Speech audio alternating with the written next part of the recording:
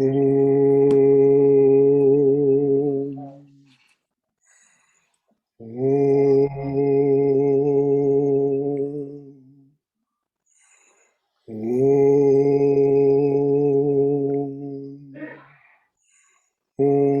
Sahana Bhavatu Sahano Bhunaktu Sahaviryam Karavavai Tejasvinav Aditamastu Ma Vidvishavahai.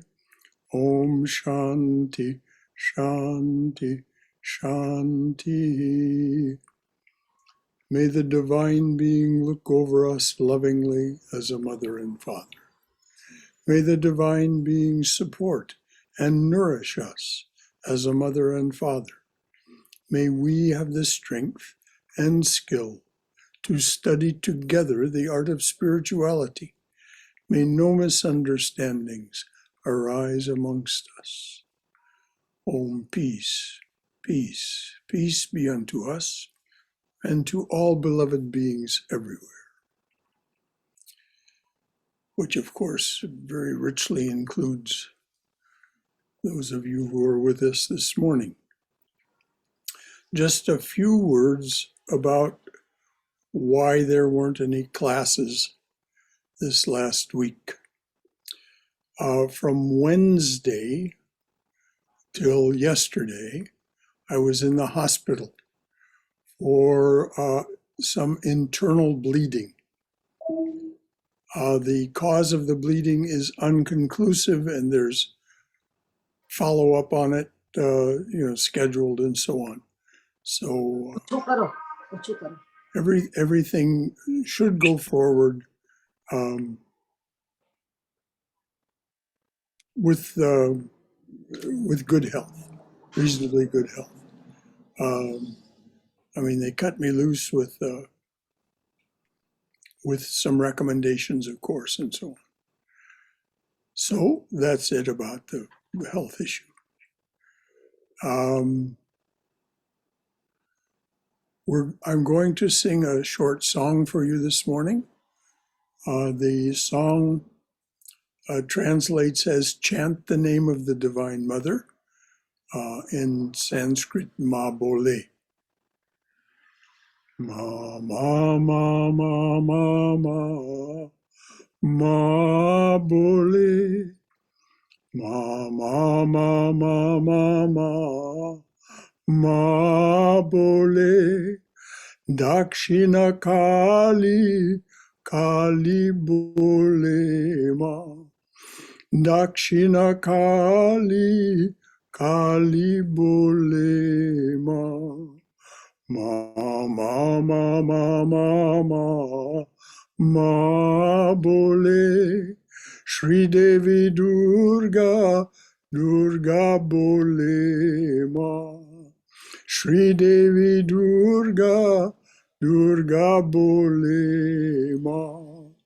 Ma, ma, ma, ma, ma, ma, ma, bole. Sharada Devi, Devi bole ma. Sharada Devi, Devi bole ma. Ma, ma, ma, ma, ma, ma, ma, bole. Sweet Mother Mary, Mary bole ma. Sweet Mother Mary, Mary bole ma. Ma, ma, ma, ma, ma, ma, ma, bole. Ma, ma, ma, ma, ma, ma, ma, bole.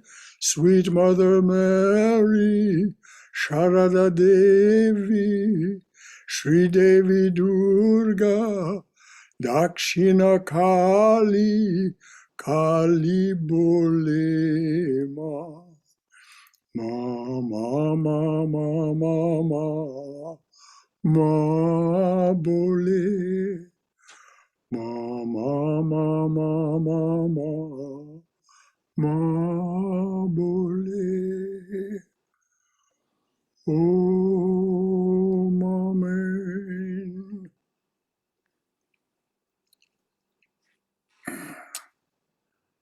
course, the significance of that song and the four holy names, especially the name of Durga, will be apparent as we unroll this morning's talk. October is a month for the study, was one of our months for the study of Bhakti Yoga.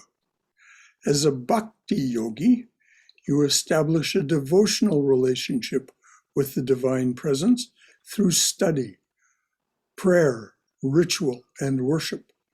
You practice giving every action, thought, emotion, perception, and tendency a Godward turn.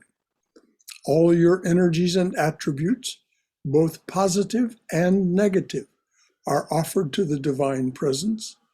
Your prayer is for self-surrender, union with your beloved. So that's a brief definition of Bhakti Yoga. This morning's topic is the significance of mother worship. And I'm going to give this caveat that I sometimes offer. This is not dogma. This is not the revealed truth. It is a truth as understood from here, a series of truths understood from here, as given to us by the teachers that will be mentioned. It's not expected that you will receive it and that you must receive it as modifications to your spiritual practice or a spiritual practice that must be done. This is for you to take from it what you feel is useful to you, if anything at all. And please, as always, we'll have time for your contributions from your own wisdom and experience, and for you to express your questions and concerns. So with that, we'll roll ahead with the significance of mother worship according to Swami Swahananda. This is the teacher who sent me here to Atlanta to be part of this congregation. And this represents just a tiny essence of his thoughts on this. But this is, as many of you know, the season for worship of the Divine Mother. Today we'll talk about why her worship can be of great benefit to your spiritual life. She is called Shakti or Kali by Sri Ramakrishna and Swami Vivekananda. They say she is the creative power that manifests our universe, that the inner nature of this power is feminine, that the inner nature of the creative power that manifests our universe is feminine. They call her Shakti or Kali. This morning, we will be referring to her more by the name Durga. Swami Swahananda said, "It is the struggles, even the lost battles of life, that a spiritual seeker it is in the struggles, even in the lost battles of life, that a spiritual seeker is to see the hands of the Divine Mother. Then only is he or she established in steadfast devotion. The seeker is to steel himself against all fears and weaknesses, and the worship of the Mother as power in all her aspects prepares him for that." Now that's the end of the quote from Swahananda. One of the quotes from Swahananda. This morning, we will speak of her worship in daily life. Bhakti means devotion. Worship of the Mother is a special kind of devotion. It focuses your attention on abiding with her and on your deepening, loving relationship with her. we'll start by connecting some dots. In Chaitanya's prayer, he says, now for those of you who are not familiar, Chaitanya Mahaprabhu is regarded as an incarnation of the divine. He led a movement that revivified and created what is called Vaishnavism, or worship of Vishnu. He's very much revered in the Ramakrishna order, and his prayer is chanted every morning here and in many other Ramakrishna order centers. So in Chaitanya's prayer, he says, "Various are thy names, O Lord. In each and every name thy power resides. No times are set, no rites are needful for chanting of thy name. So vast is thy mercy." So vast is thy mercy. In this case, the mercy of the all-powerful Divine Mother, who wants nothing so much as a sweet, loving relationship with you, her child. So that's dot number 1. At the opening of chapter 4 of the Devi Mahatmyam, 700 verses on the glory of the Divine Mother, Durga, in this case referring specifically to Durga, in that beginning of chapter 4, Indra, the king of the gods, and his hosts of devas, small g gods, Indra and the king of the gods and his hosts of devas are chanting their praise of Mother Durga for her defeat of Mahisasura and his army. And at the end of that great demon's reign of terror. In verse 10 of that chapter, they sing to her, "You are the soul of Shabda Brahman." Shabda Brahman means the reality, the divine presence in the form of sound. So, Mother, you are Shabda Brahman, the reality, the divine presence in the form of sound. This is not just a clever turn of phrase. It means the Mother's presence. It means the Mother's presence, all of it, is actually contained in the sound of her name. So hold this thought now, connecting what Chaitanya says, "In each and every name thy power resides," with what the Devas chant, "You are the divine presence in the form of sound." Whenever we think of her name, any of her names, whenever we think of her name or chant it silently aloud, in those moments, we are manifesting her presence, the divine, the ultimate reality, as the Mother of the universe in our waking awareness. And this is the actual key point of this, so I'm going to repeat it. Connecting what Chaitanya said, "In each and every name thy power resides," with what the Devas chant, "You are the divine presence in the form of sound."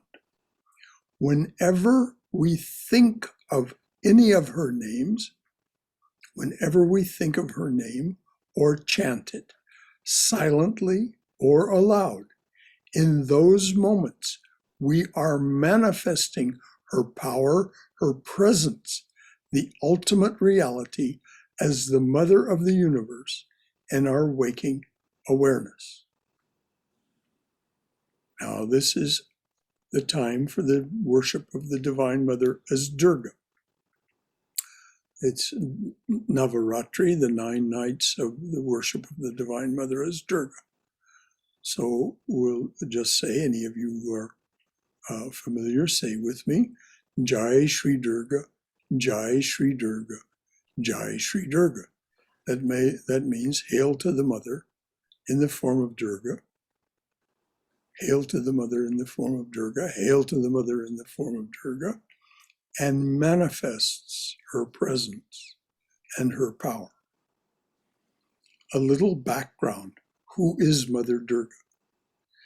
In verse 7 of chapter 4 of the Devi Mahatmyam, the Chandi, Indra and the hosts of gods chant, "You are the origin of all the worlds. You are incomprehensible, even to Vishnu, Shiva, and others. You are the resort of all. This entire world is composed of an infinitesimal. This entire world is composed of an infinitesimal portion of yourself. You are verily the supreme primordial Prakriti, which means nature or creator. You are verily the supreme primordial Prakriti, untransformed." And later, in another hymn of praise, after she has slaughtered more demons, they chant salutations again and again to the goddess who abides in all beings in the form of mother. Salutations again and again to the goddess who abides in all beings in the form of mother. All beings. That includes each of us, and for that matter, all of the demons she has slaughtered. They too are her children, all beings.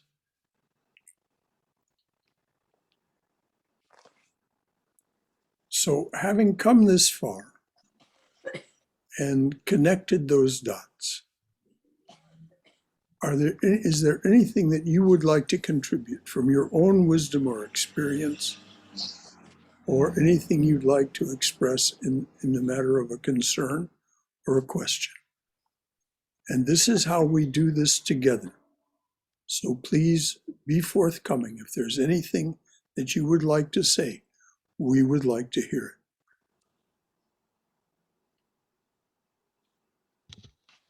Hi, can you hear me? Yes, Tom. So this is a little bit off the topic, but not really, since we're doing Zoom. I've said this before, and I know a lot of people disagree with me, but I think part of the experience of doing this is being able to see each other. And there's like 21 people logged on and only 5 people have their cameras on. And I would love it if more people would show their face here, because I'm showing my face. I'm old and funny looking. And, you know, so show your face, and it'll be more fun. At least it'll be more fun for me. Okay, thank you. Well, Tom, thank you for offering that. And I join you in that feeling. It's nice to see, even though my vision is not that great, it's nice to see the faces of the people who are here with us. Anything else from anyone? I'm using my cell phone, so it doesn't have a forward-facing camera, but you can look at my picture if you want. This is me and my wife here. Hey, Tom. Thank you very much. So anything else that you'd like to offer from your wisdom or experience, or any concern or question you'd like to ask? May I, Brother Shankara? Of course. Umar, please. Yes. In Sanskrit, she is called Adya Shakti. Adya means the earliest, original, the foundation of the universe. So she is worshipped as Jai Adya Shakti. Akhanda Brahmanda Nipavya Padve Pandit Ma. So she is the mother of the universe from the very point it started. So we all owe our origin to that supreme Adya Shakti. And that's exactly what you described, the primordial energy or Shakti, who runs the entire show, I would say, of the universe. She is the mother of mothers. And we all owe our origin to that Adya Shakti or power. Thank you. Thank you, Uma. And just to underline what you just said, uh, the manifestation, at least it's recognized by the Ramakrishna order and many millions of people around the world, the latest incarnation of this mother is Sri Sharada Devi, the wife of Sri Ramakrishna. It was a chaste marriage. They had no physical children, but they had thousands of spiritual children and now millions of spiritual children. But what the mother said was that all were her children. Everything, even an ant, was her child. And she had compassion and concern for each one of them. On Tuesday evenings, we're studying the life of this great soul, this great incarnation.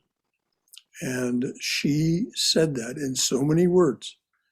And one of the things that she said as an invitation to be in relationship with her is that when you are in distress, remember you have a mother and to call on her. So, and many, many, many millions do. And many, many, many millions are participating at this time of year in the worship of the Divine Mother as Durga.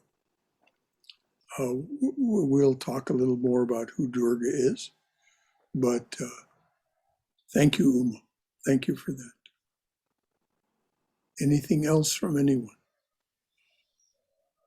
So this period is called Jayarati, is that correct? Navaratri. Navaratri. Namaratri. Okay. Nava. N-A-V-A. Nava. 9 Nice. Ratri nights. Navaratri. 9 nights for the worship of the Divine Mother. The 9, of course, is a sacred number. No need to go into that just now, but Navaratri, Navaratri, Navaratri, 9 nights dedicated especially for the worship of the Divine Mother in the form, in all of her forms, really, but it's called Durga Puja. Okay, and what day does Navaratri end?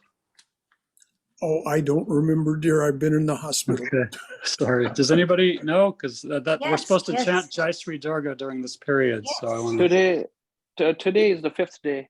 Just letting you. Okay, So 4 days from now. so that would be Thursday the 14th then. Okay, got it. It Yes, ends on, and those of you who accepted the invitation to chant with us Jai Sri Durga during this period, which was a practice established here by Swami Swahananda. Thank you for doing that. And any of you who haven't been doing it and you wish to do it, just start chanting Jai Sri Durga from today, as many times as you like. Keep a rough count of what it is that you've done, and let me know, and we'll add that to the total at the end of the period, because we're keeping track of the pledges and the number of times that people chant Jai Sri Durga.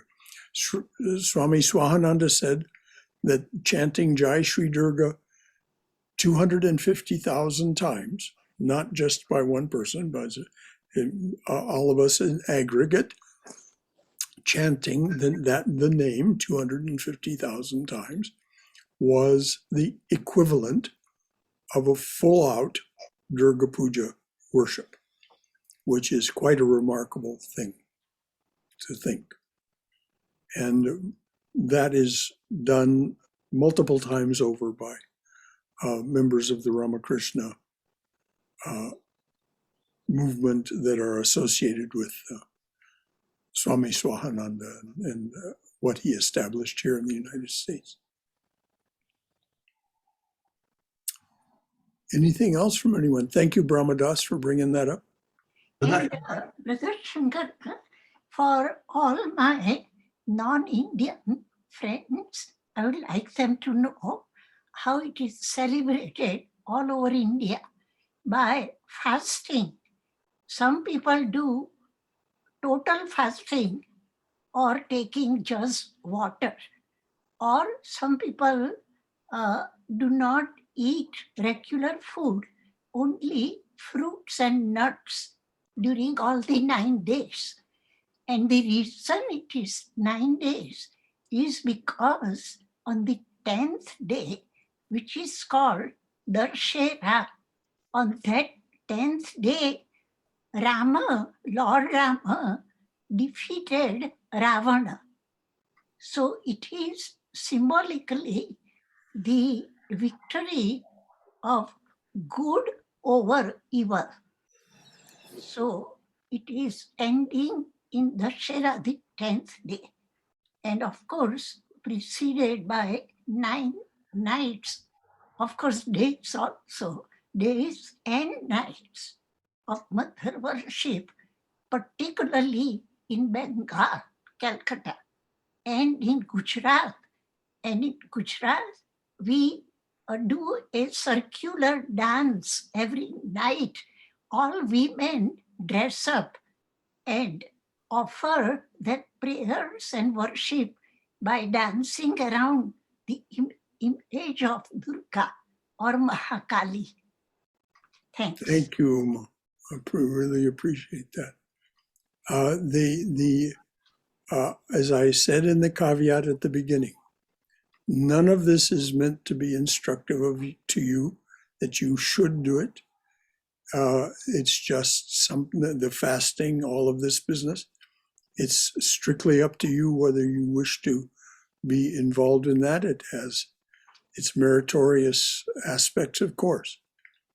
But the most important point is that the power of the mother is in her name, and that it is far more than symbolic, the defeat of the negative aspects of life by manifesting that power within ourselves, as we'll see from what Swami Swahananda says a little further along. If you remember, so he talked about the battles of life as we started, and that that the mother is there for us in the battles of life. So anything else from anyone from your own experience, from your own wisdom, from anything that you'd like to offer about what you think about all of this, or any concern you have, or any question you'd like to ask? Brother Shankar? Yes, Bhagirath. There are 2 or 3 things I just wanted to bring up to add to our discussion. Number 1, what Uma said, Adya Shakti is a primordial force. It is not limited by anything, but it has to differentiate in order to rule the world in an orderly fashion. So from that Adya Shakti came 3 differentiated forms.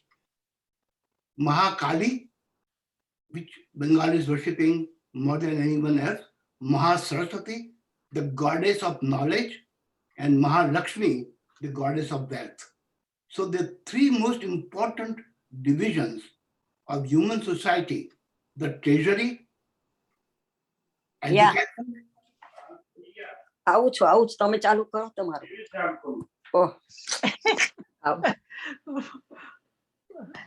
Can I continue?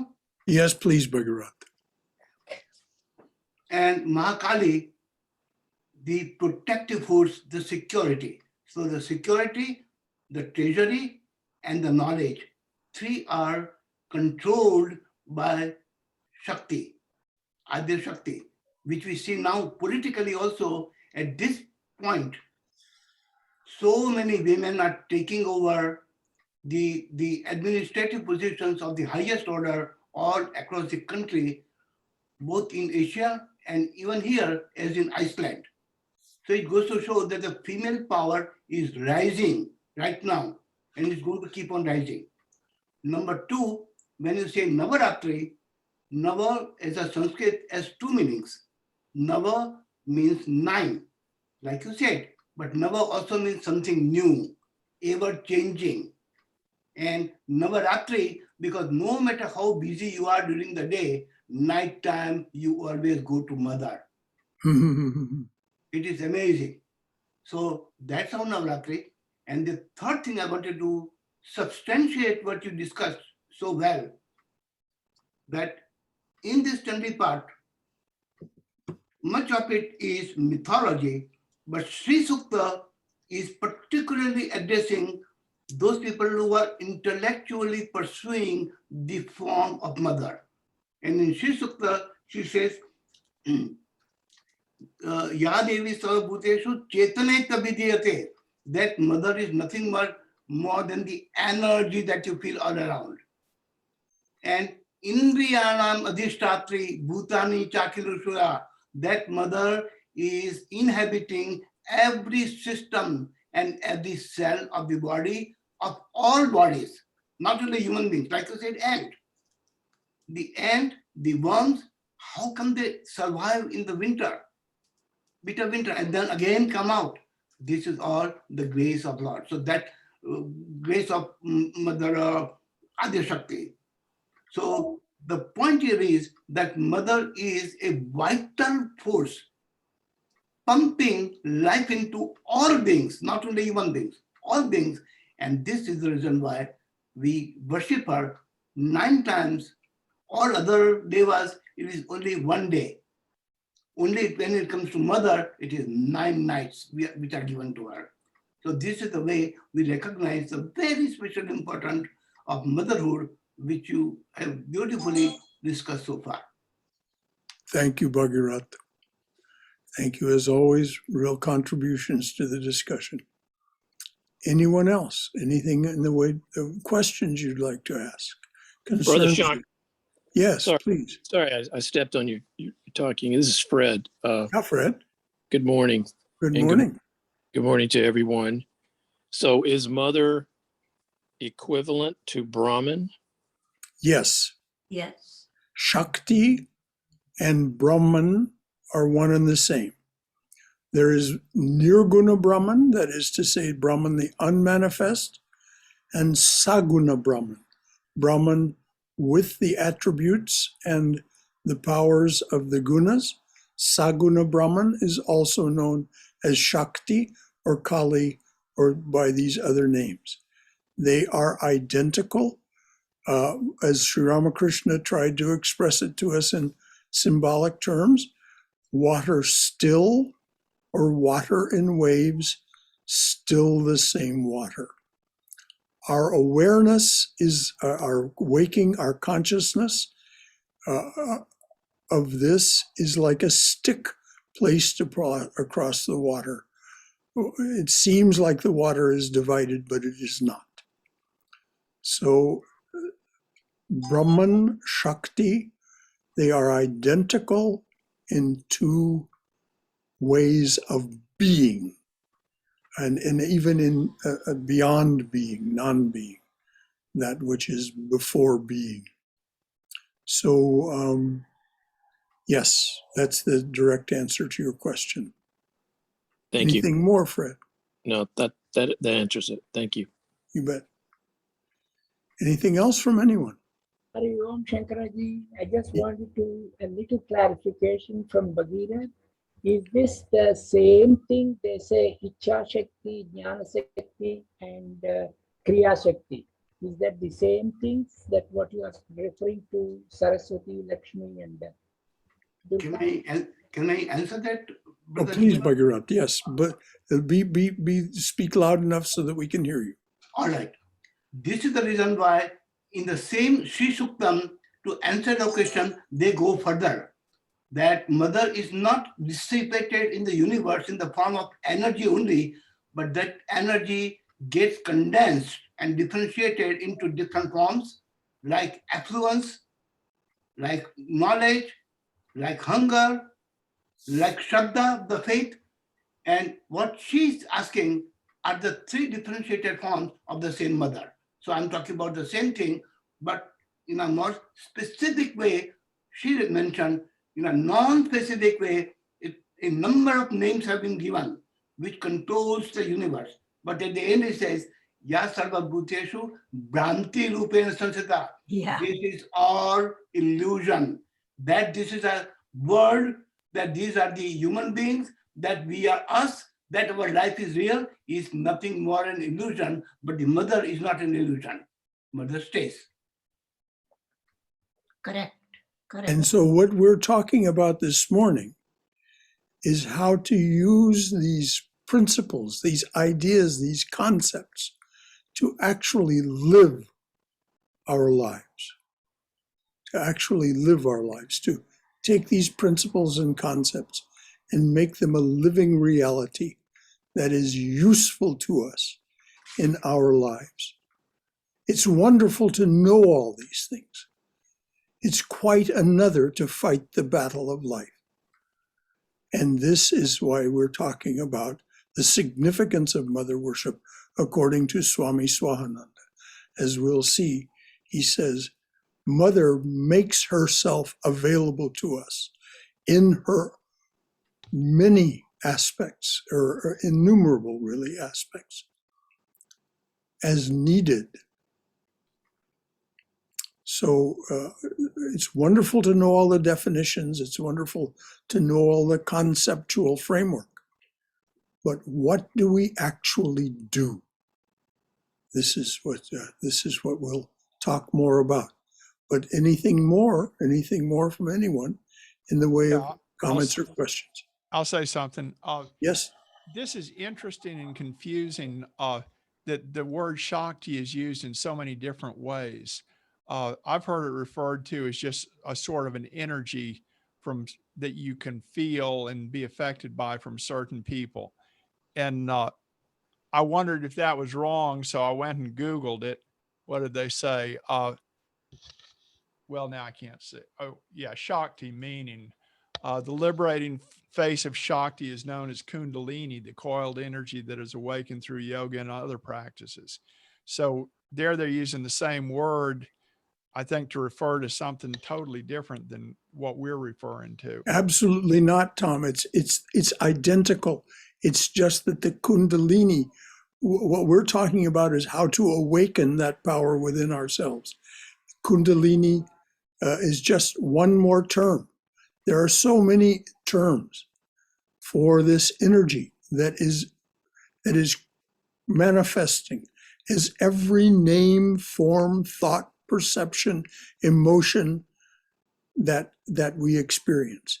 Everything that we can do through our 5 organs of action, everything that we can perceive through our 5 organs of perception, everything is this energy. And so, yes, some people can transmit this power. They manifest more of it than others simply because of their practices, and they can transmit it.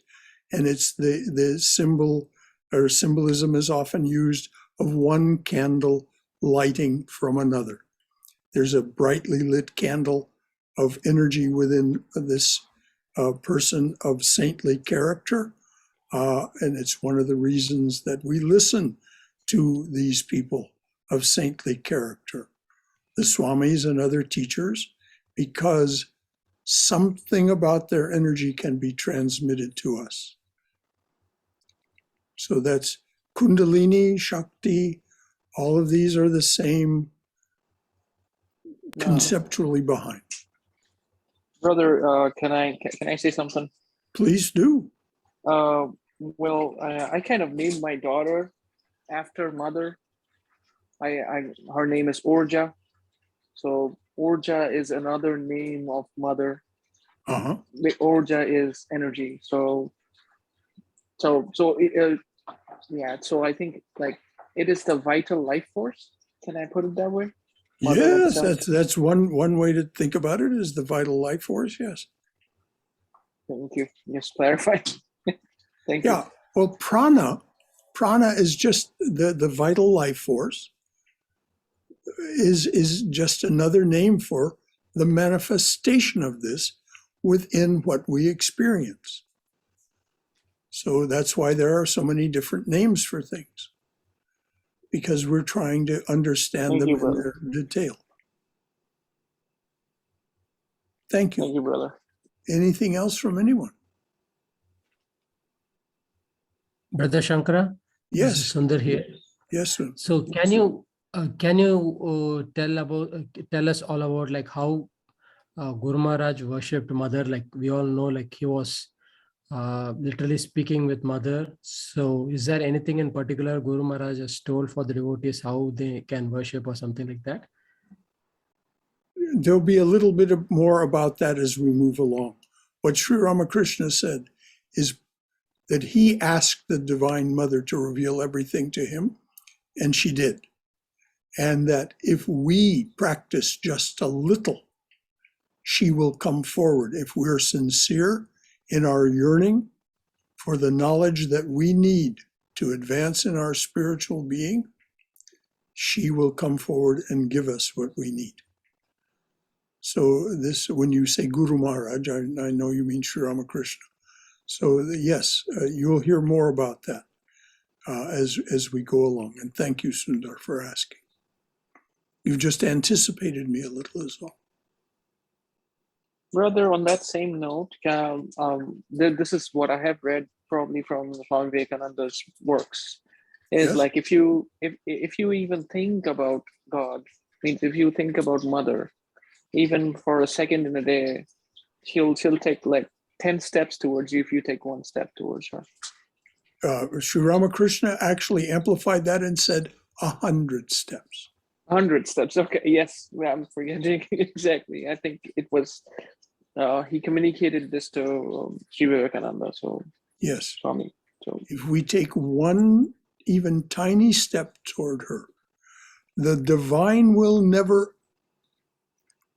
This is where so much of practiced religion seems to be mistaken from the perspective.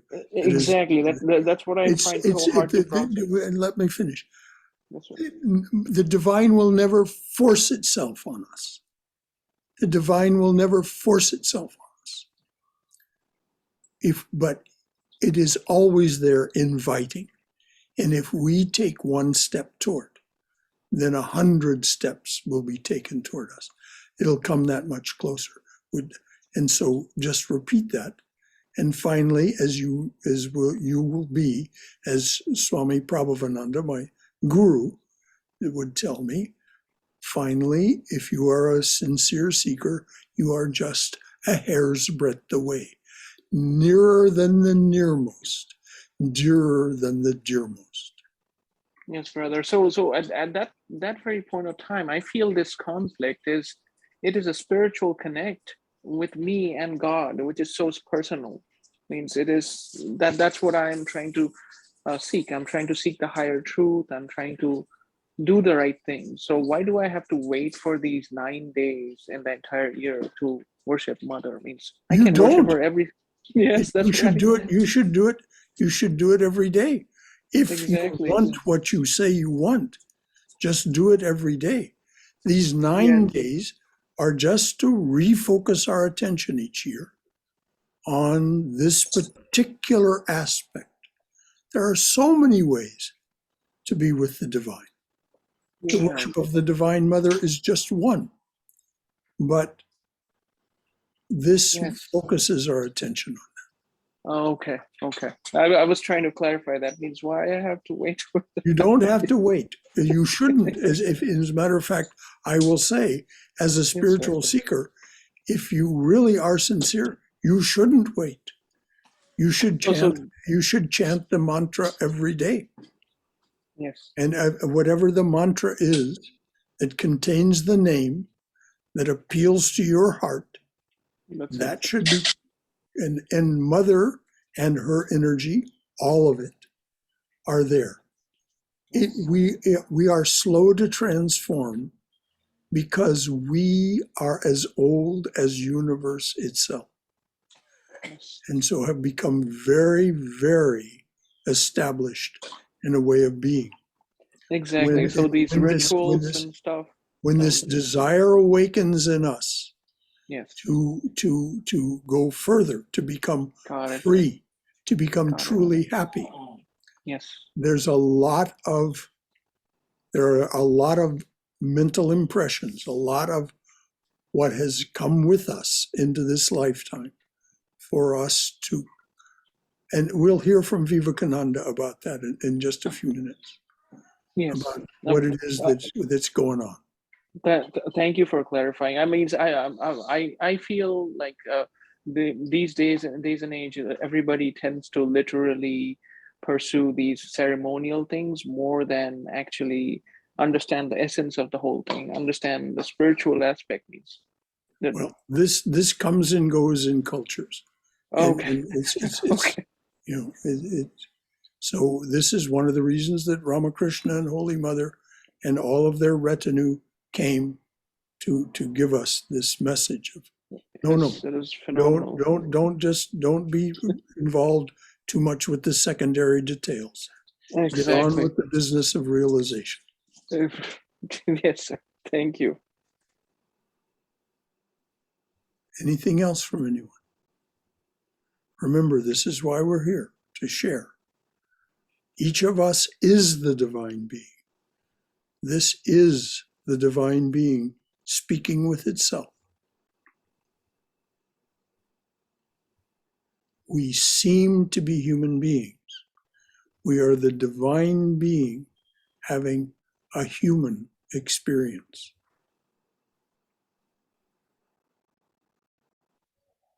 So I'll go ahead. And if anything, there'll be time to talk again a bit later. Good. Okay. It is natural to have a loving, even worshipful relationship with your birth mother.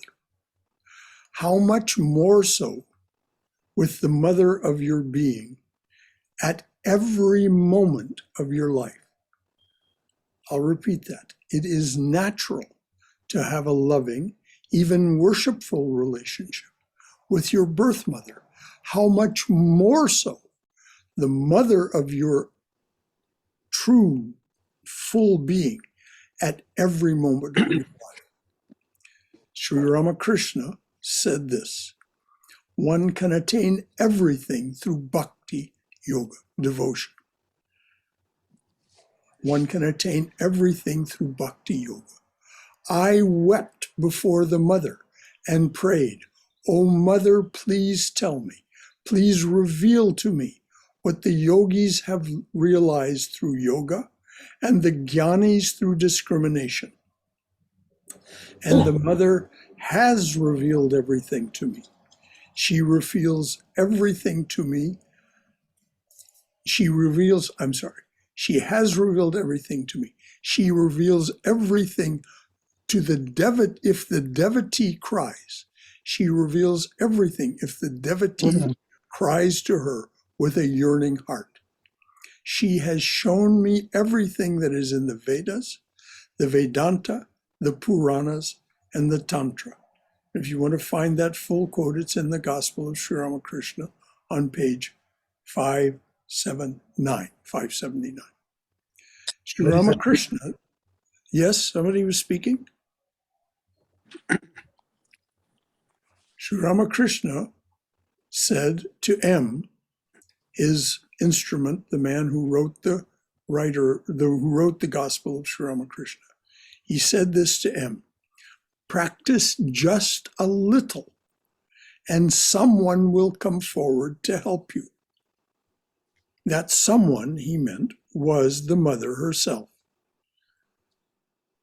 Practice just a little. In other words, take that one step, the next step. She will come hundreds of steps toward you. Practice just a little and someone will come forward to help you. Now that is such a huge promise. All that it depends on is your willingness to ask with a yearning heart and practice what you are taught. Practice just a little and someone will come forward to help you. That someone is the mother herself, according to Sri Ramakrishna. Swami Vivekananda said, and this is in some fragmentary notes titled The Worship of the Divine Mother. He was talking in New York in June of 1900. Swami Vivekananda said, in an old Veda is found the mantra, I am the empress of all that lives, the power in everything. I am the empress, the queen. I am the empress of all that lives, the power in everything. Mother worship, this is Vivekananda speaking. Mother worship is a distinct philosophy in itself. Power is the first of our ideas. It impinges upon me, it impinges upon man at every step. Power felt within the soul, without is nature. Power felt within is the soul. Power is the first of our ideas. It impinges upon man at every step. Power felt within is the soul. Without, it is nature. And the battle between the two makes human life. All that we know or feel is but the resultant of these two forces. Man saw that the sun shines on the good and evil alike. Man saw that the sun shines on the good and evil alike. Here was a new idea of God as the universal power. Behind all, the mother idea was born. The mother stands by her child through everything. The mother stands by her child through everything. Everyone else in the world may desert a man, but his mother never. Mother, again, is the impartial energy. So that's the personal aspect. Okay? Everything else in the world may desert a man, but his mother never. So that's the personal aspect. Mother, again, is the impartial energy of the universe. Because of the love that asks not, desires not, cares not for the evil in her child, but loves him the more. In our thought of God, there is human limitation, personality. With Shakti comes the idea of one universal power, eternal, unquestioning, and then with Shakti comes the idea of one universal power, eternal, unquestioning surrender to the mother alone can give us peace. Can. It's up to us to, as Sri Ramakrishna said, start the relationship, practice just a little. Eternal, unquestioning self-surrender alone can give us peace. Love her for herself without fear or favor. Love her because you are her child. See her in all, good and bad alike. Until then, misery will pursue us. Only resting in the mother are we safe. She is life. She is intelligence. She is love. Established in the idea of mother, we can do anything. She quickly answers prayer. She can show herself to us in any form, at any moment. Divine Mother can have form, rupa, and name, nama, or name without form. In other words, you do not have to believe in a form of God. Just the name is Shabda Brahman. The power is totally resident in just the name alone. She can show herself to us in any form, at any moment. Divine Mother can have form, rupa, and name, or name without form. And as we worship her in her various aspects, we can rise to pure being, having neither form nor name. A bit of Mother. A drop was Krishna. Another was Buddha. Another was Christ. Worship her if you want love and wisdom. So that's the end of the quote from Swami Vivekananda. By the way, you'll find all this. If you want all of these quotes, the notes will be posted with the talk on the website. Swami Swahananda on the role of devotion, chanting, and worship in our relationship with the Mother. So this is now back to the significance of all this, according to Swahananda. The role of devotion, chanting, and worship in our relationship with the Mother. And he put these in priority order. Priority number 1, devotion. Now this moves now, we've been talking about principles and concepts and the truth as it's understood. Now, how to put it into practice. Principles behind, practice in front. Priority number 1, devotion. Constant recollection that she is and is doing everything. The world is all alike the play of the Mother. We offer all that she gives us, every thought, feeling, and perception, back to her, along with every action, eating, sleeping, etc., until at last we actually experience that we are doing nothing. She is doing everything. That's priority number 1, and the role of this bhakti, yoga, devotion. Another aspect called mantra yoga. Okay, so priority number 2 is chanting. Chanting is known as japa. So the Swami says chanting. Japa, this manifests Shabda Brahman, chanting. Japa, this manifests Shabda Brahman, establishes your connection to the divine presence, and helps concentrate and control the conscious mind.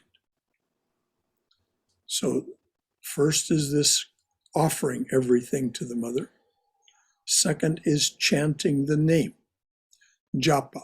This manifests Shabda Brahman, establishes your connection to the divine presence, and helps concentrate and control the conscious mind.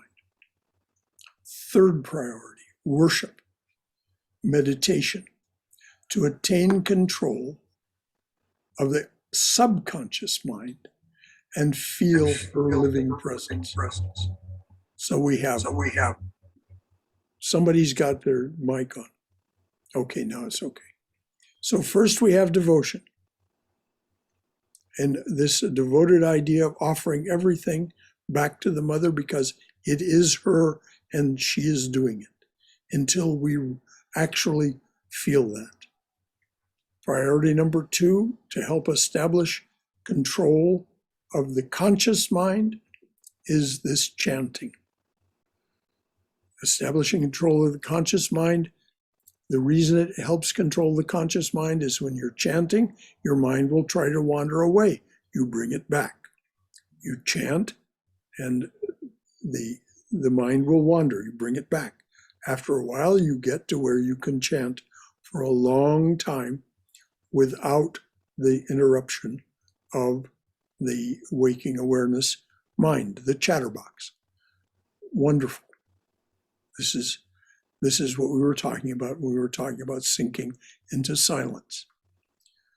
Third, worship. Meditation. Worship means bringing now concentration to name and form. Meditation. And this attains control of the subconscious mind and allows us to feel her living presence, or its living presence, or the living presence.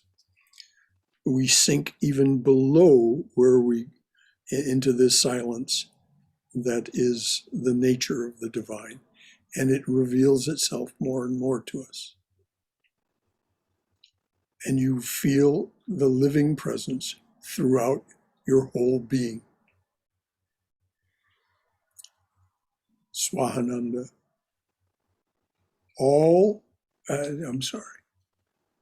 Swahananda said, at last, the yogi merges in the direct thought of their chosen deity.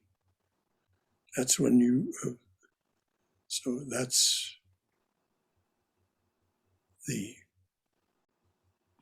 that is what actually happens. And that's called Savikalpa Samadhi.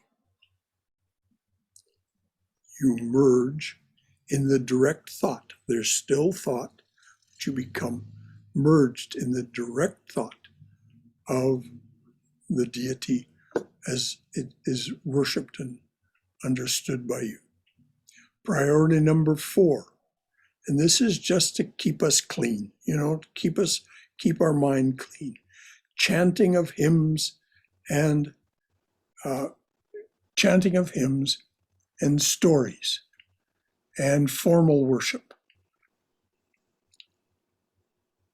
Just to keep us in our daily lives focused.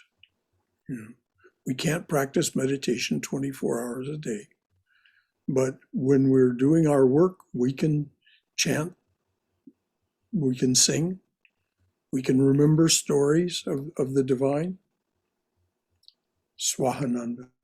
Revolve in the mind thoughts of the ideal, memories of sacred, revolve in the mind thoughts of the ideal, memories of sacred scenes, and attributes of the divine reality. And, it's just a way of keeping yourself away from thinking about other things that aren't so useful and practical for you. Our mind will do that if we let it. Swahananda. As view Swahananda and Swahananda's view of the world and its deity.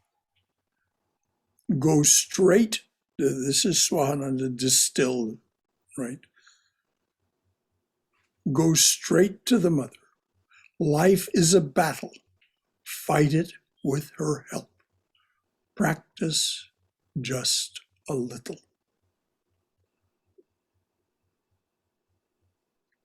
So this is the final distillation of Swahananda's view of the world and its deity. Go straight to the mother. Life is a battle. Fight it with her help. Practice just a little. So now, let's have any further. It's just a little afternoon. Any of you who wish to stay with us and continue this discussion among ourselves, anything you would like to offer from your own wisdom or experience, anything that you would like to ask, or any concern you would like to express, Remember, this power is being shared among ourselves. Time and distance are illusory. Even the physicists will tell us we are together now. So, what would you like to say? What would you like to add? What would you like to ask? Brother Shankar, Yes, Bhagarat. I just wanted to specially bring it up that when we are talking about mother, we are not talking about gender. We are talking about the nurturing quality. And therefore, a father can be a mother can be a father, and both of them may fail to be parents. That's the reason why, in addition to the question asked earlier, whether this is Brahman, yes, that is why we have combined as Shiva Shakti. And there is a beautiful concept of Shiva, half is man and half is woman. Yes. That's the reason why I wanted to make sure that mother is not taken too far in a gender sense. But Yes. on the other hand, we nurture that spirit which a mother has. This is the reason why Jesus Christ talks about father, not mother. But the attributes of father that is referring to are the attributes of a mother. Yes. And When Mirabai went to the temple in Vrindavan and was not going to be allowed in because she was a woman, she said, "Please let me speak to the head priest." And when he came forward, she said this to him simply. The story goes, she said to him, "Are not all souls female before God? Men as well as women. Are not all souls female before God?" He bowed to her and her wisdom, and he took her by the hand and led her into the temple. You're right, this gender is not narrow. We are all part of the mother. The mother is manifesting as us. But that's a way of talking, as you said, about the nurturing or creative energy of universe. Behind it all, there is no gender. But we need a way to talk about things. Anything else, Margaret? I interrupted you, but I wanted to get that in. see, for example, I was thinking of a classic written by Charles Dickens, and I'm referring to that one because most of our American fans can easily relate to it. But there is a story that is written, Village Schoolmaster, where the boy falls sick, cannot go outside, cannot go to the school. And the teacher thinks that how he must be suffering that he cannot go out. So he goes, he walks 100 feet, 100 steps, so to speak, goes to the boy's room, puts his hand on the hand of the boy and say, "We all miss you." This to me is a classic example of nurturing power of a mother. Yes. Very good. Thank you, Margaret. Anything else from anyone?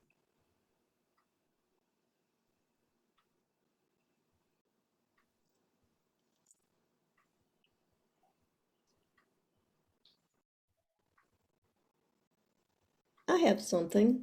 Yes, please. Just a little, there it is. It may pull us off topic just a wee bit, and chanting the name of the divine in its infinite forms is a wonderful, amazing practice. For anyone who does it long enough, you find that out. But, and yet, and still, let's see. This is the end of a poem from Saint Teresa of Avila. And she says, "I said to my Lord, this holy place I have entered, is your name the only key to this?" And my Lord responded, "How old do you think is existence? For eons of time, souls have been entering me. Every prophet's name is a key, as is every heart full of forgiveness and love. And I really love that poem because Yes. if your heart, I mean, sometimes for a lot of us, chanting the name of the divine can get us a heart more full of that stuff. But for some of us, it's already full.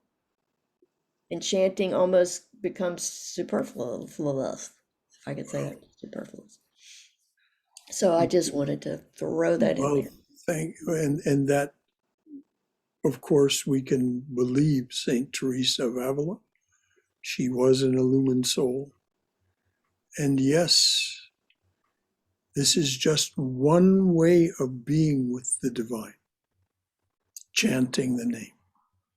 It was the emphasis today because of that we're in Navaratri, and also because it was so strongly emphasized by Swami Swahananda as a practice, as a way to be with the divine. And those the little summary of 4 priorities at the end gives you an idea of what he meant. But what Cindy just said is manifestly also true.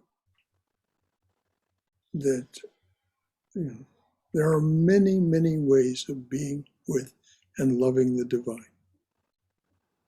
This Navaratri and its practices and its chanting of the name of the Divine Mother is one. Very powerful for the reasons that have been mentioned, because it actually manifests the creative power within our waking awareness. It manifests it as Shabda Brahman, Mother as Brahman in the form of sound. Very powerful. Anything else from anyone? Rajiv here. Yes. What would be a good mantra to chant for, in Navratri to remember the mother? Jai Shri Durga. Jai Shri Durga. This is the recommended one. Now, any name that you choose, as was mentioned from Chaitanya's prayer, in each and every name, thy power resides. So if your heart, because of who you are, is drawn to some other form of the divine, Jai Shri Ram, Jai Ram, Jai Ram, Jai Ram. Hare Krishna, Krishna Krishna, Hare Hare. We focused on the mother because this is her time. But Chaitanya, if we are to believe him, and I certainly do from experience, and Sri Ramakrishna experienced it as well, all of the names of the divine. It's because it recognizes itself. We are that. So whatever name of that we chant, the that within us recognizes the that within the name. And so the power emerges. No times are set, no rites are needful for chanting of thy name, so vast is thy mercy. In each and every name, thy power resides. There is one more thing I would like to sort of share. Yes, please. I was seeing a YouTube video from this disciple of Sri Ramakrishna on YouTube, and he he showed the technique of Kashmir Shaivism breathing mantra, which is like Soham. Uh-huh. It's like when you breathe in, it's you remember Shiva, and when you breathe out, it remembers you remember Shakti or Mother. Yes. And he was saying that it is such a beautiful mantra because the breathing will go on and on as long as you live. So as long as you live, you will keep chanting. Yeah, this of course is one of the ways that Kashmiri Shaivism explains why and how we exist. This breathing. And the fact that we are doing it, as you said, as you pointed out, all the time, whether we know it or not. It's what's generating what we experience as life. Thank you for pointing that out. But it doesn't mean we can't amplify it. You know, we have this conscious mind that keeps doing its best to distract us. That's its job. It wants us to focus outward rather than inward. That's its job.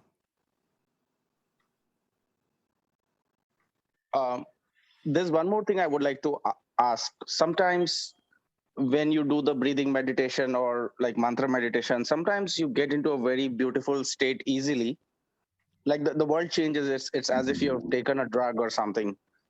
But at other times you struggle hard and you're still not able to get into that. So why is it like that, and what can you do?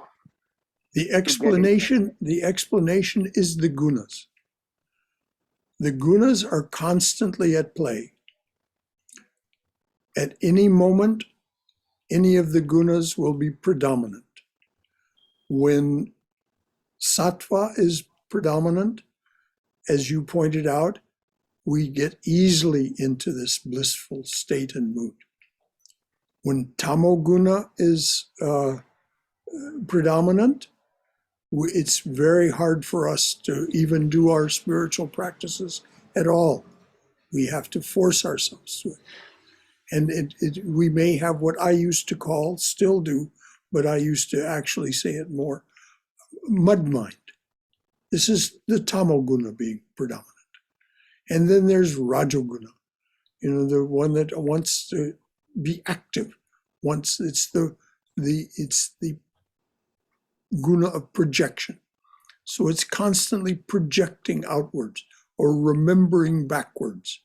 Remembering, oh, I loved that, I want some more of that. Or I'm dissatisfied with this moment. What should I do to replace it? That's the rajoguna being predominant. And that's hard to struggle against also. So yes, this is what Swahananda said. Life is a battle. But the mother's power, he's so strongly recommended this, the mother's power in the form of her name and in the form of her worship can help us with that battle. Because she is the mistress of the gunas. They are her tools. That's the explanation as it's understood from here. May I add something? I just want to know if that answered the question for the question. Yes, thank you so much. Okay. Yes, so Uma. I wanted to expand a little bit of what Bhagirath said about the nurturing power. Please speak up, Uma. Okay. Please speak up. We can't hear He you. talked about the nurturing power of mother. And it's not gender related, but it can be the quality of personhood or the divine power. But to that, I wanted to add that nurturing power is not only benign, it also includes the chastising power, the punishing power, or the disciplining power of mother. And that is indicated based in the image of Mother Kali. Those who do not know or did not grow up with that image or worship of that image, they may wonder why this ferocious red eyes and sticking out tongue. But that is indicative of all aspects of that nurturing power. And it is in your interest and your benefit that Mother is not always that sweet and spoiling kind of person. Of course, when you hurt, you go to her and she comforts you. But at the same time, when you are not behaving, she may also chastise you or discipline you. So that's what I just wanted to say. Thank that you. in all forms, Mother Yes. power executes. If you want to fight the battle of life, Swami Swahananda would say, if you want to fight the battle of life with the help of the mother, do you want a namby-pamby mother? Yeah. No, you do not want a namby-pamby mother. And we must keep in mind that we are never, ever, ever suffer any anguish or misery that we do not deserve.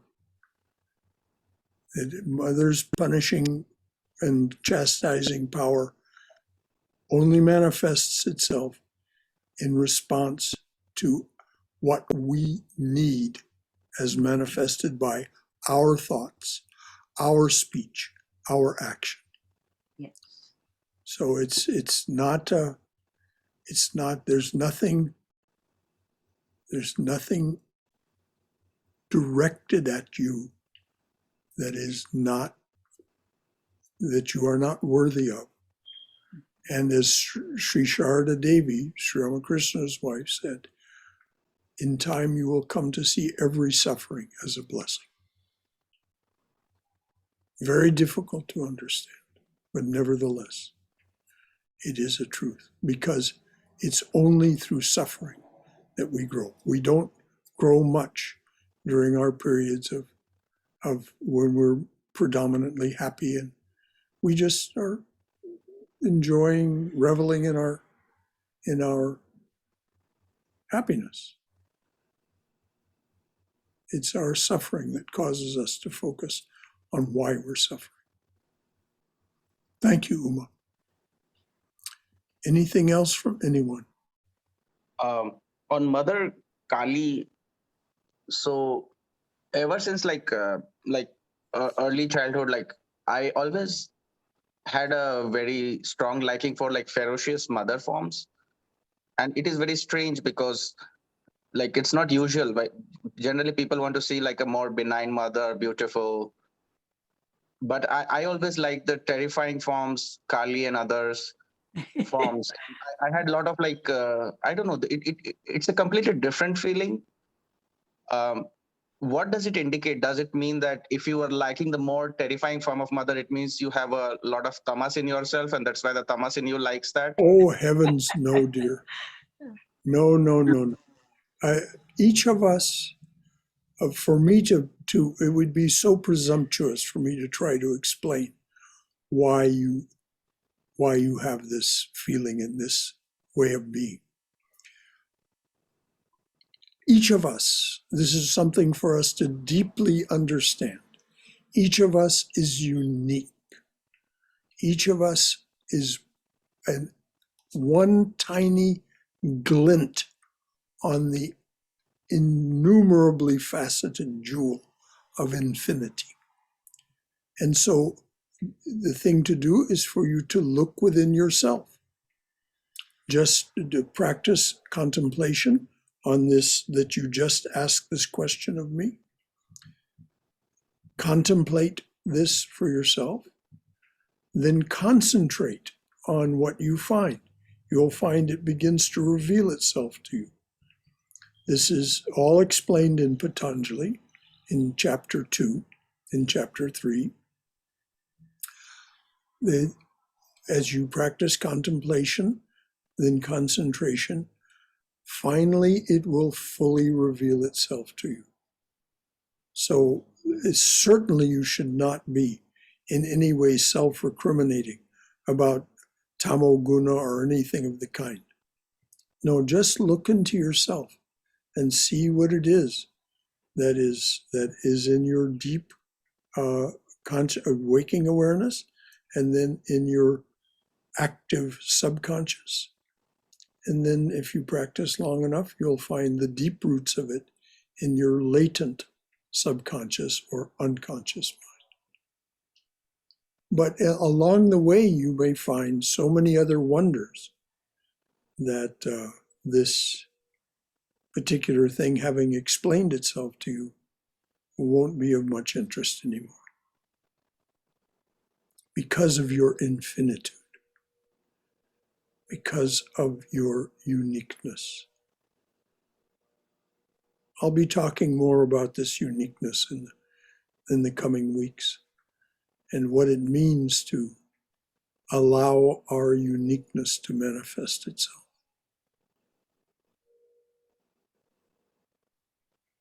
Anything else from anyone?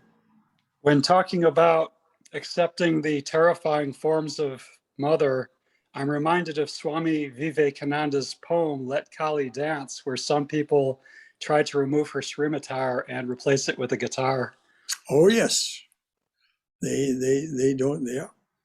That is, for those of you who don't know that poem of Vivekananda's, you can find it in the complete works. Let Shama Dance, or what title did you give Ramadas? I read it under Let Kali Dance. Okay. Kali. Yeah. Kali, Shama is another name for Kali. So yes, that's a fascinating poem, and one of Vivekananda's meditations on fear and fearlessness.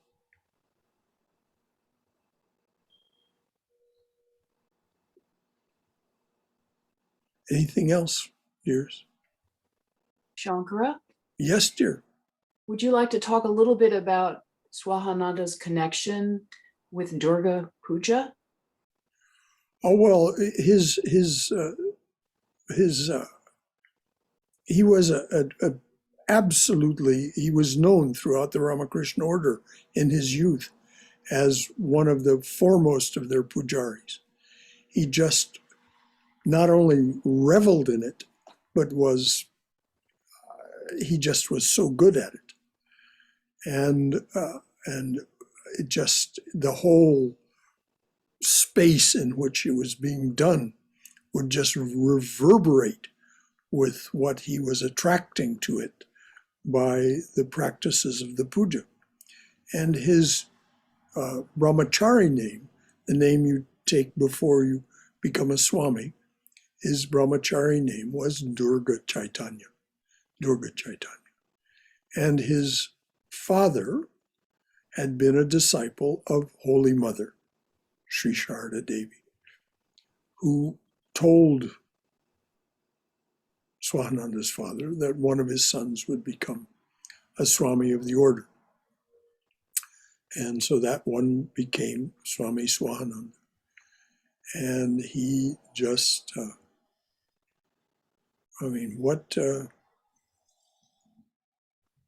but it was just one aspect of his character. But he was absolutely,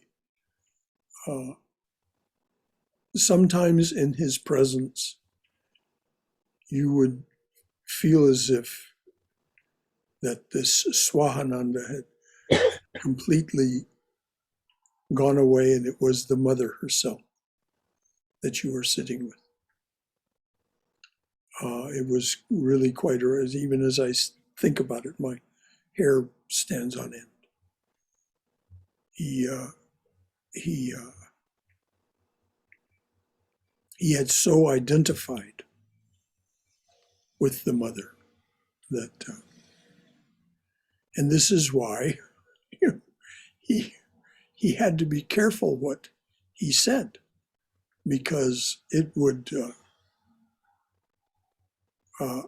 his name meant the bliss of being able to say it and make it so. Om Swaha. And so he had to be very careful what he wished for or said. Because Brother? he was the mother himself. Yes. Question. This is about the Lord's Prayer. Yes. Christ's Lord's Prayer. Yes. So why is it like why is it that we say like Our Father who art in heaven instead of Our Mother who art in heaven? There are why? people in the Christian tradition who say Our Mother who art in heaven, particularly some of the nuns. Oh, the nuns say that. Okay. So it was some of them.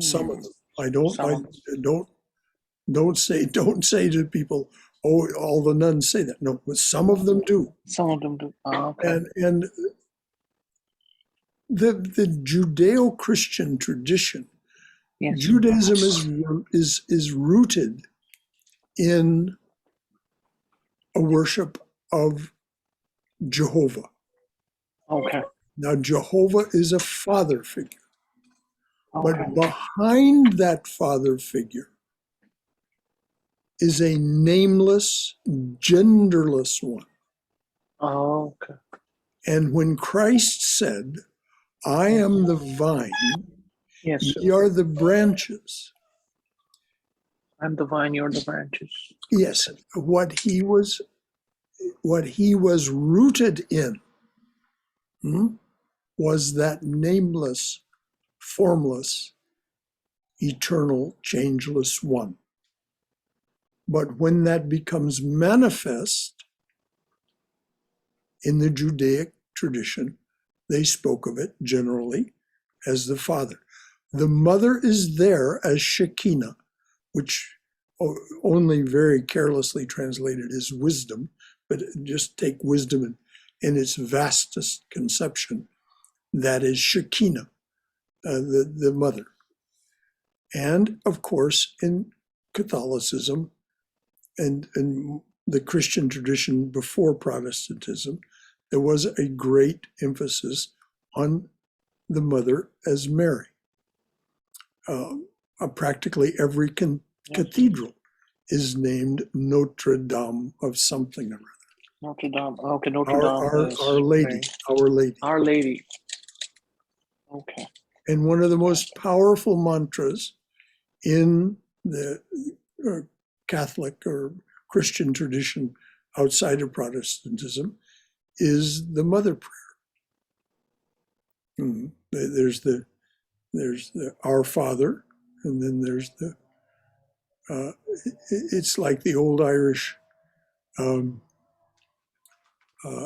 Irish joke about someone trying to get an old lady's name. She's sitting in the pews, and they think, well, I'll play a trick on her. And so they say, "You, it's Jesus." And she doesn't pay any attention. And so the one who's playing the trick says, she's going deaf. I'll say it louder. "You, it's Jesus." Third time, nothing happens. "You, it's Jesus." And finally she rolls her eyes up in her head and she says, "Oh, my boy," speaking to Jesus. "Oh, my boy, can you no see I'm talking to your mother?" So there's a great emphasis in the Christian tradition on the mother. But it's just not much known because it's here in this part of the world, Protestantism is much more in the forefront, particularly in the South. Who is it that said to make, practice and learn and then make it your own? I'm paraphrasing. I don't know, dear, from what you've said, who said that. Do you know what I'm talking about? No, I'm sorry. Oh, okay. Maybe I made it up in my own head.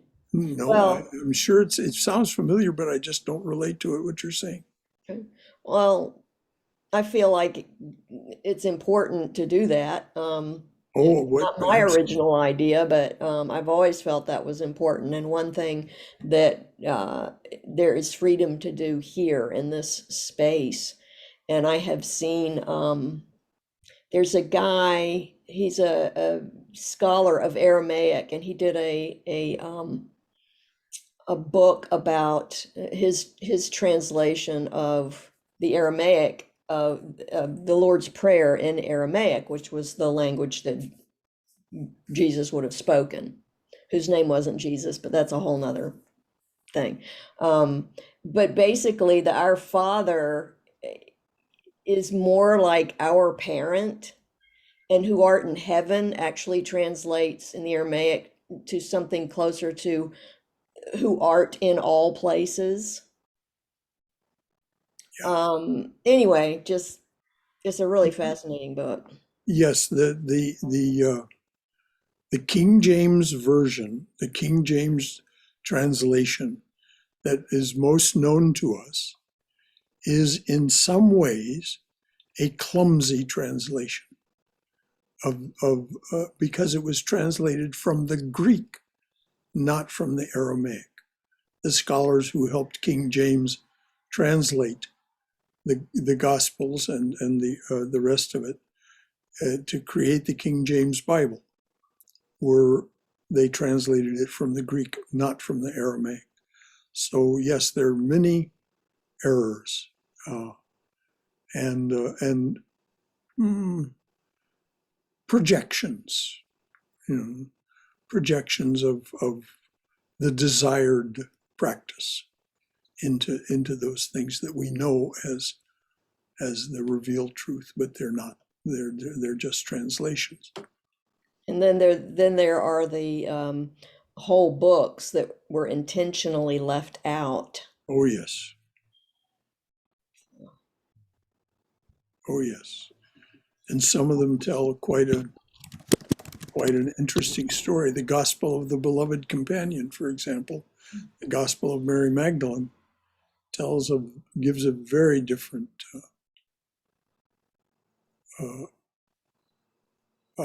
perspective on the beloved. And you're right, Jesus is just one name. Anyone else? Speaking of translations, the Gospel of Sri Ramakrishna was originally written in Bengali by A.M. Is that correct? That's correct. And who translated it into English? Nikhilananda, Swami Nikhilananda in New York. There have been other translations, and there are commentators that are known personally here, like Brother Dhruva, who says that Nikhilananda, though he didn't twist the text, he didn't torture the text.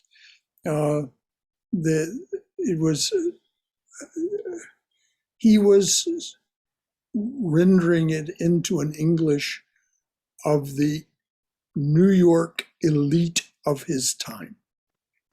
For example, one of his co-workers on that was President Wilson's daughter, Beatrice. And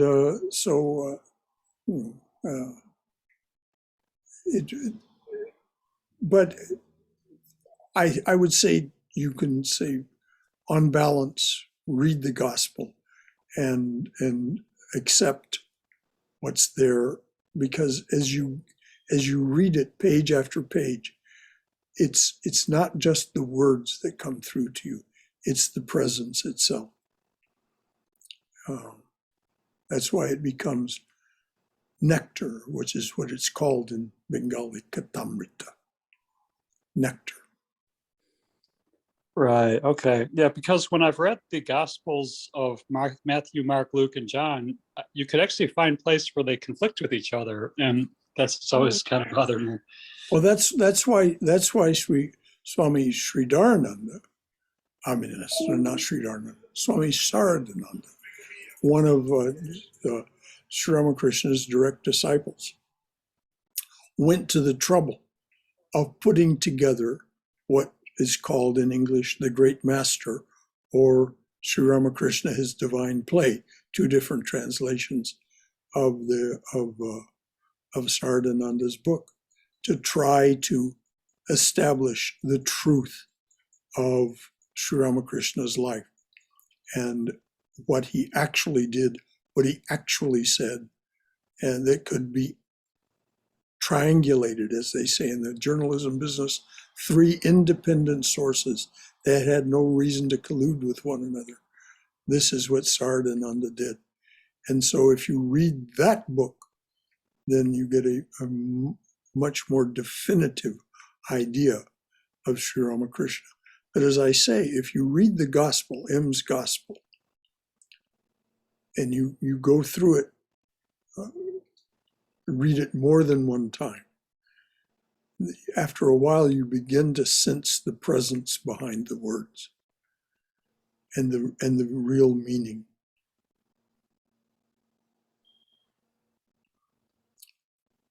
So that's my recommendation to anybody who is interested in the gospel, is read it more than once, read it slowly, a couple of pages a day, and make it your own.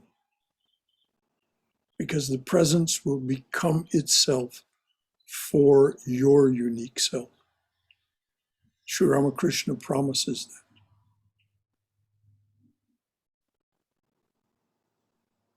And for that matter, the same is true of the Bible. If you read the Gospels and really begin to get a real sense of the being who we call the Christ. The Christ is Christos. That's in Sanskrit would be called a bija, a seed word. Christos is the word made manifest. And so you begin to get a sense of who Christ was also. And it's a good way to spend our time reading these books.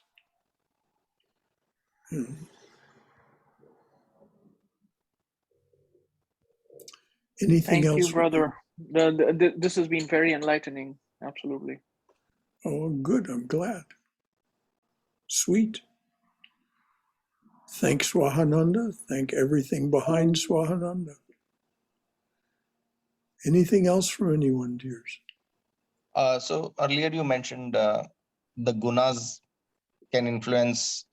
How do you, like at any point of time, if you get difficulty and you feel you're not in sattva, how to increase the sattva at that moment? Think of the divine and pray. Just pray. Release me from these limitations. The gunas are the manifestation of limitation. They're how limitation actually works. You can, if you study Sankhya philosophy, it's very detailed on how the gunas actually create this limited existence that we experience. The five organs of perception, the five organs of action. These are the creation of the gunas. You can pray, release me from this. It is just unendurable. And just make that plain. And know that the power that is within you will respond. You need to practice, and you need to be earnest, and you need to be persistent. But if you are, it will work. And it doesn't mean that suffering and anguish will end.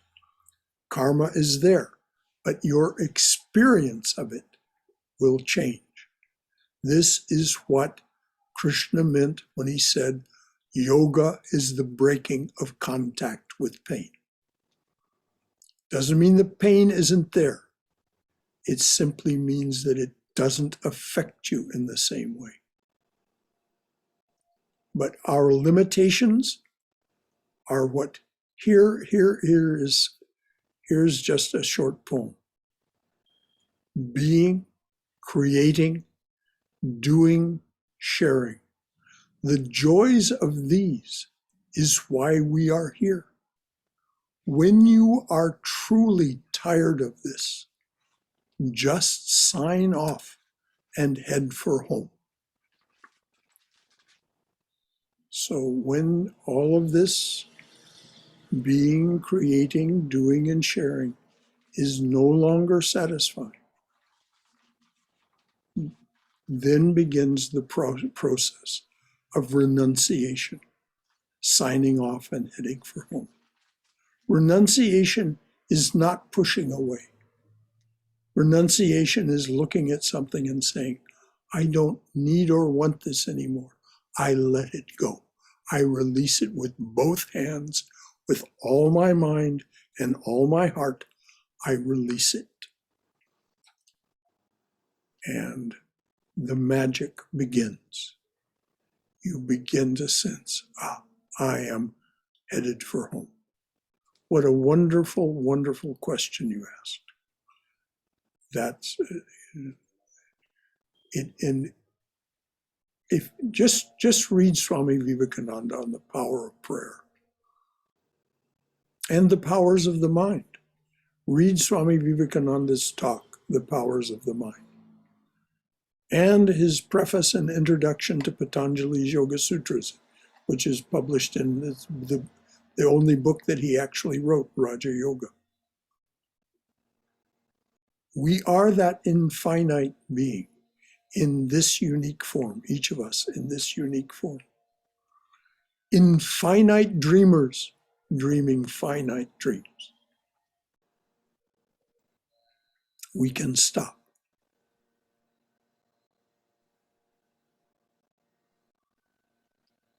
Thank you. Anyone? All right, dears.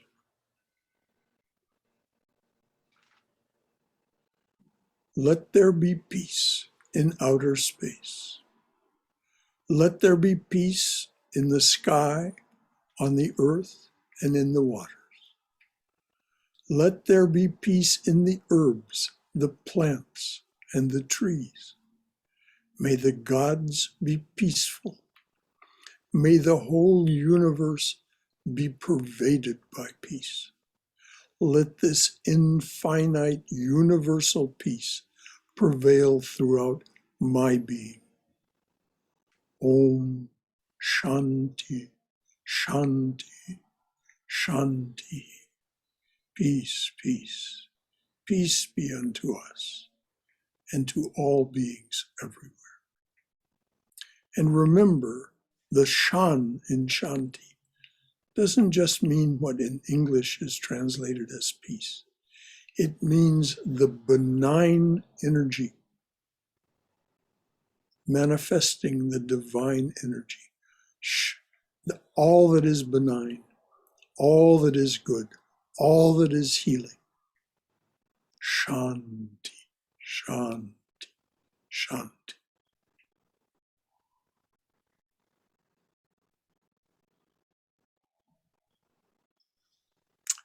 Jai Shri Guru Maharaj Ki Jai.